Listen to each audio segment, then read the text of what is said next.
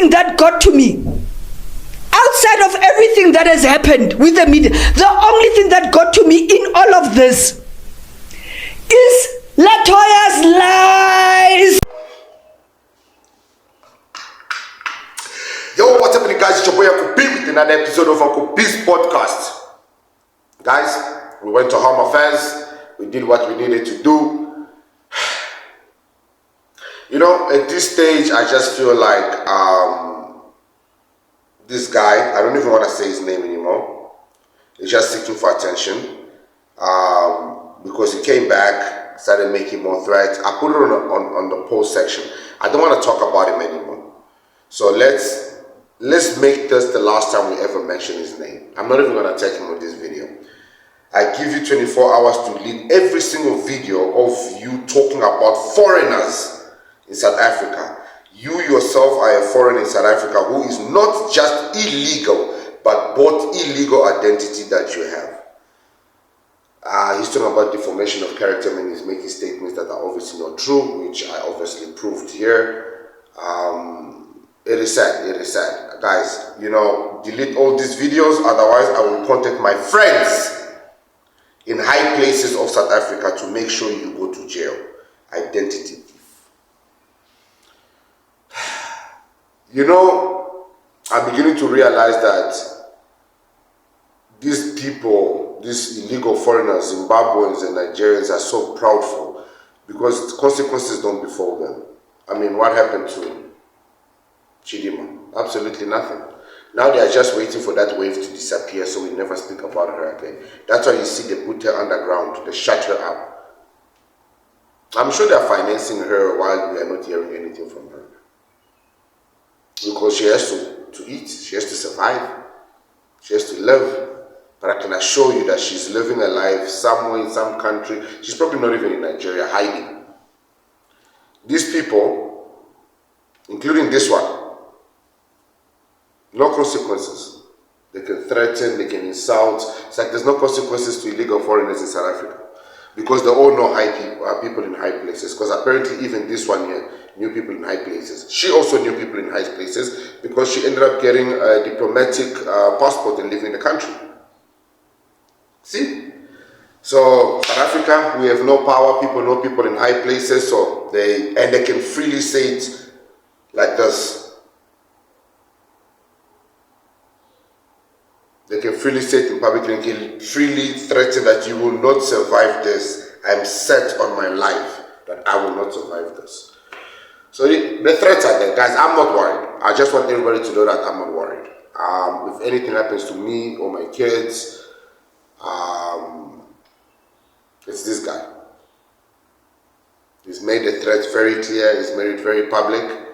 I'm going to leave it at that. I'm never going to talk about him anymore. People want to threaten content creators for creating content. You just happen to be an asshole that I know personally, and you have proven yourself. So there's nothing more for me to say about you. Everything has been said. Everything has been proven. So now you are even proving that you know people in high places. You can analyze people. You can put people in jail. Yo, dude. There's the proof of the ID that you wanted. Here's your statements that you made for 1 million and the statement for 50,000. We wait for you to pay. I know these threats are all just to maneuver things around, you know. So yeah, you claim that you're making me famous. You claim that you're making me money. You're claiming a whole lot of nonsense, but it is what it is. In the end of the day, we've heard you, you know. So, Mr. Themba, you said you're going to represent yourself. I saw here, you mentioned you're going to represent yourself. I'm looking at all the comments that has been put in here. I even saw a post where you tagged Gator McKenzie. Yes, guys. He tagged Gator McKenzie. Oh, Lord. But anyways, it is what it is. Guys, white South Africans have spoken. White South Africans are hurtful. The world doesn't understand that South Africa is a united country. People paint South Africa in the bad way because they honestly don't understand this country.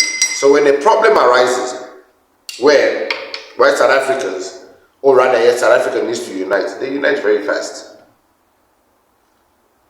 Extremely fast. So we know I made a video here. This video, if you haven't watched it, go watch it. Afriforum decided to go talk gepraat to Donald Trump's administration, which led to Donald Trump making very unfavorable statements that we did not appreciate, basically withholding aid from South Africa because of what Afriforum said, and basically making statements that we were like, what is going on here, you know? And then obviously, you know, this baby of ours, Elon Musk, this baby, I don't know what's happening with him. He went on and said, why do you have openly racist ownership laws? Elon, we are pop. But I wanted to show people that South Africa actually has white people that understand what's happening in this country, and they consider themselves to be South Africans, so they abide by the laws and they support black South Africans. Let's go. Hey, lovely people, and particularly a quick word to my American friends who might be tempted to believe what Donald Trump is saying about South Africa, my home country, where I happen to be right now. Him and Elon Musk are racist twats who have no fucking idea what they're talking about. Because what they're doing is taking the word of a fringe racist group called Afriforum and other disaffected whites, disgruntled by the end of apartheid, feeling hard done by. Those are not my words. He's the one who's saying those words about those people.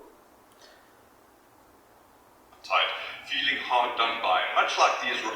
Disgruntled by apartheid, so feeling hard done by. So he's literally exposing Afriforum and saying that Afriforum is acting the way they're acting because they used to benefit so much from the apartheid times. They used to live the high life. Now that they no longer are, now that South African already had black South Africa has equal rights as them, the minorities, the ones that the rest of Africa assumes owns the country. Afriforum all of a sudden can't take it. So they have to go bark at their white masters in the hopes that they can save them. Do what? But let's keep listening. Much like the Israelis, victimizing themselves when they are not victims at all, bitching about how, you know, land redistribution is racist against whites. These are such ignorant provocateurs, and it's going to backfire on them. South Africans' majority, the black majority, and it's a multiracial, multi-tribal society now, only own a tiny proportion of the land versus the size of their population. And while white South Africans make up 7% of the population, more or less, they own about 70% of the decent land. And so the redistribution of land is to address past inequities, and the vast majority of South Africans agree and understand why that's happening and that it's a good thing. The vast majority of South Africans agree why it's happening and why that is a good thing.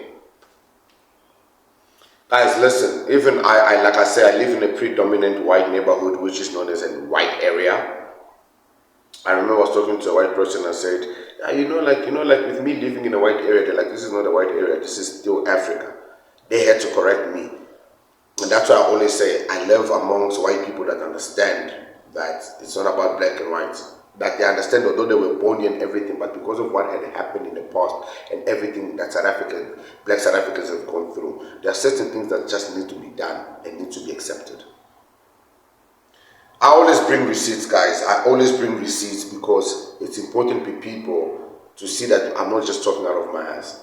I went to Home Affairs to prove my identity, but I'm still getting threatened. I spoke about Afriforum here. We heard the words of the Afriforum spokesperson or whoever the fuck he is. Didn't even bother to know the guy's name. That's how much I don't care for Afriforum. And now we got white people talking and saying, hey, those racist bastards. It's not my words. I didn't call them racist. Those racist, disgruntled, apartheid time bastards are speaking nonsense. But you're going to say, Uncle P, but that's only one white person. It's a hot day in South Africa, and Donald Trump has just come on air to say that he has seen the terrible things going on in South Africa. I live here, and I haven't really seen the terrible things he speaks about.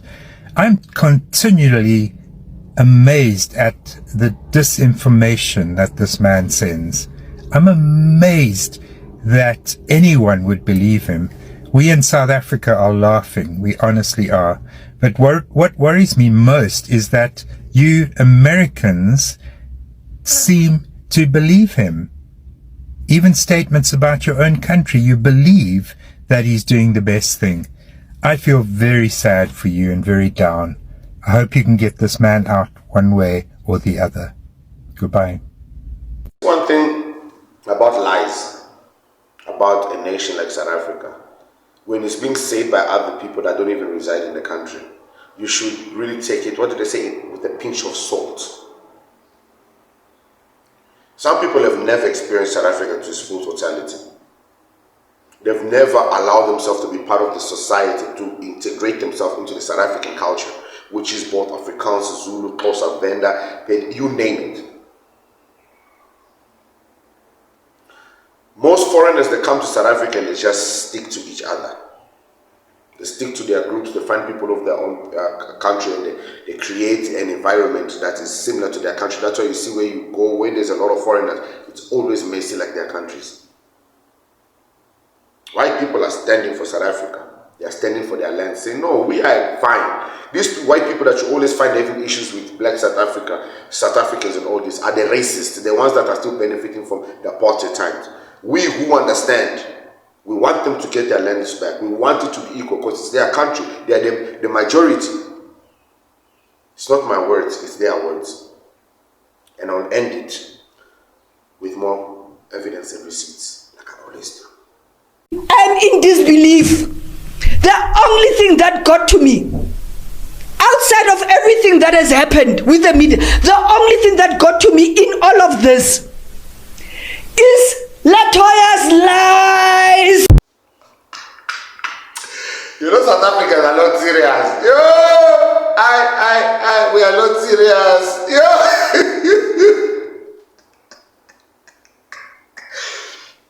Guys, come and experience South Africa in its totality legal.